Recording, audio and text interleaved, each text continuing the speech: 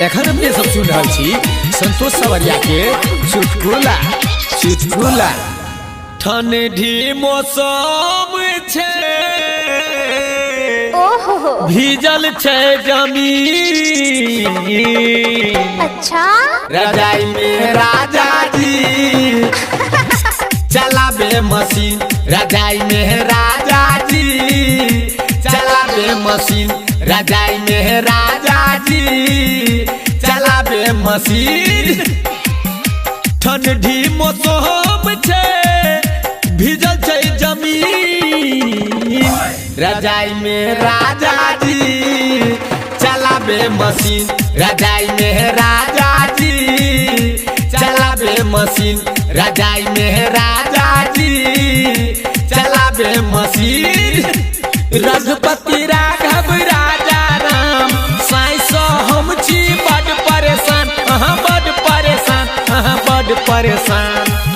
जब से सऊदी से लसैया घर में घुसल रहैया मन अकच्छ भ जाइए हरदम चढ़ल रहैया। चढ़ल रहैया चढ़ल रहैया।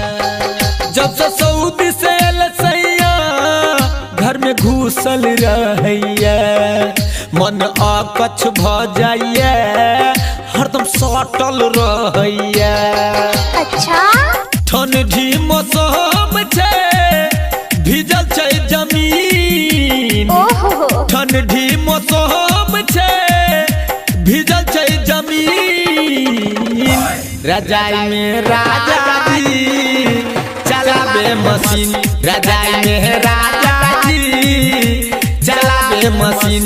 रजाई में राजा जी चलाबे मशीन। साईं नारायण सबके पासा हमरा करैया पर दुर्दशा। साईं कर दुर्दशा हाँ कर दुर्दशा। नित्य चुस के उदर के लग हमर होठक सब लाली। जब करी हम माना सैया पढ़ैया गाली। पढ़ैया गाली हाँ पढ़ैया गाली। नित्य चुस के उदर के लग हमर होठक सब लाली। जब करी हम माना सैया पढ़ैया गाली। ठंडी मौसम छे भीजल छे जमीन। अच्छा ठंडी मौसम छे भीजल छे जमीन। रजाई में राजा जी चलाबे मशीन। रजाई में राजा जी चलाबे मशीन। रजाई में राजा जी चलाबे मशीन।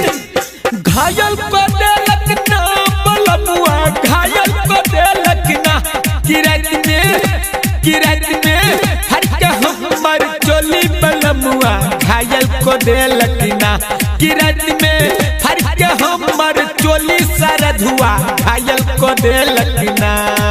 मंचला रिकॉर्डिंग स्टूडियो करिहार।